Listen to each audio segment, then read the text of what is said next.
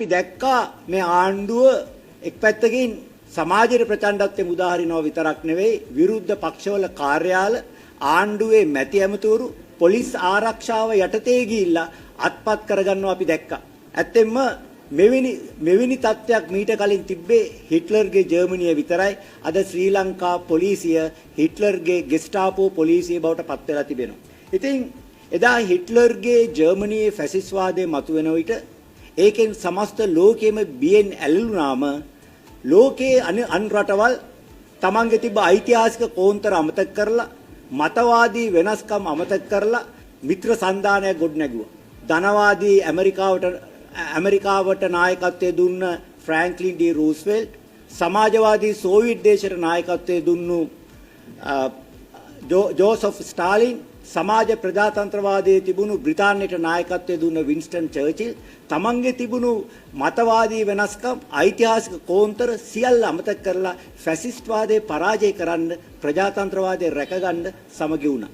අද ශ්‍රී ලංකාව තුලත් ඒ ෆැසිස්ට්වාදයේ මතුවෙමින් පවතින්නේ තුන්වරක් ප්‍රචණ්ඩත්වයෙන් බලය ලබා ගන්න උත්සාහ කරපු ජනතා විමුක්ති පෙරමුණට ප්‍රචණ්ඩත්වයෙන් බලය ලබා ගන්න නොහැකි වුණා.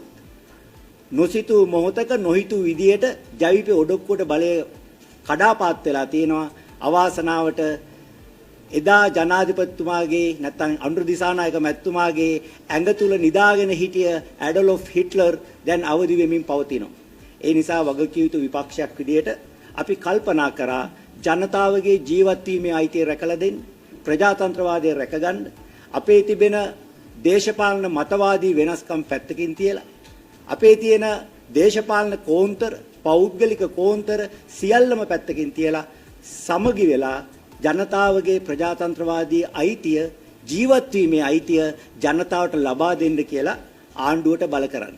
මේ නිසා ආණ්ඩුවේ වසර සම්පූර්ණ වීමත් ජනතාවට ප්‍රජාතන්ත්‍රවාදී අයිතිය හිමි වීමත් කියන කාරණා සියල්ලම පදනම් කරගෙන මේ පක්ෂ සියල්ලම එකතු වෙලා නොවැම්බර් මාසයේ 21 වෙනිදා හවස 2ට නුගේගොඩදී මහා ජන රැලියක් පවත්වන්න සූදානම් වෙලා ඉන්නවා. මේ රටේ ප්‍රජාතන්ත්‍රවාදය රැකගත යුතුයි කියලා කවුරු හරි විශ්වාස කරනවා නම්, මේ රටේ ජනතාවගේ ජීවත් වීමේ අයිතිය රැකගත යුතුයි කියලා කවුරු හරි විශ්වාස කරනවා නම්, මේ ආණ්ඩුවේ බොරුවට, දූෂණයට, භීෂණයට තිත තැබිය යුතුයි කියලා කවුරු හරි විශ්වාස කරනවා නම්, එයා මේ විශ්වයේ කොතන හිටියත් නොවැම්බර් මාසේ 21 වෙනිදා සවස සිටිය යුතු එකම තැන නුගේගොඩ පමණමයි කියන එක අපි සිහිපත් කරනවා.